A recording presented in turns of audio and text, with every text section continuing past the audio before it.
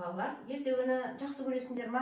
Олай болса, балалар, мен сендерге бір әдемі ертегі оқып берейін. Сендер жақсылап тыңдаңдар. Жарай ма? Ерте заманда хайуандар жылдың басы болуға таласыпты. Сонда жылқы айтыпты: мен 60-ты жақын қыламын, мен 60-ты жақын қыламын. Күшімді көреді, сүтімді ішеді, қылыма дейін артқан жіп еседі. Адамға менен пайдалы мал жоқ, жыл басы мен боламын депті. Түйе айтыпты: сен адамның жұмысын жасайсың, тамағың үшін қол болдың, ал мен сені көтере алмайтын ауылды көтеріп, неше айлық алыс жерлерге барамын. Аш болдым деп, арпа сұлы сұрамаймын. Көде болса көде, жусан болса жусан, не кез келсе, соны көре кетіп, табылса су ішіп, табылмаса шөлде де жүре беремін. Жыл басы болуға мен лайықпын депті түйе. Ит айтады: мен болмасам сендердің көбіңді ұрлап, не қасқыр жеп таусып қояр еді. Мен сендердің баршаңа бақташымын. Дұшпан көрсем үріп, абалап, иеме хабар беремін. Жыл басы болуға мен лайықпын депті ит.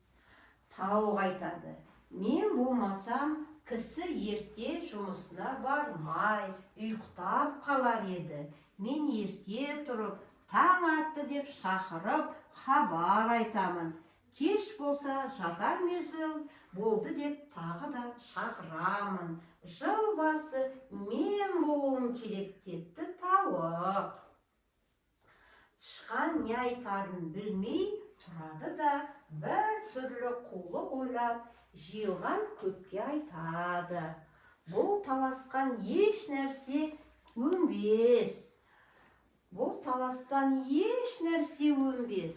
Жылды қарап тұралықта, кім бұрын көрсе, сол жыл басы болсын.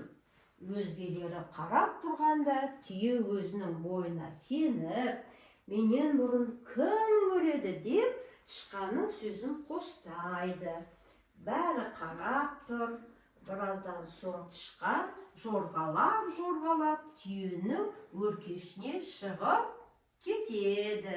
Сөйтіп, өркешіне отырып алады. Көп хайуан таласып, біз көреміз деп тұрғанда, ең биікте тұрған тышқан жылды бәрінен бұрын көріп, хабар беріп, жыл басы болыпты.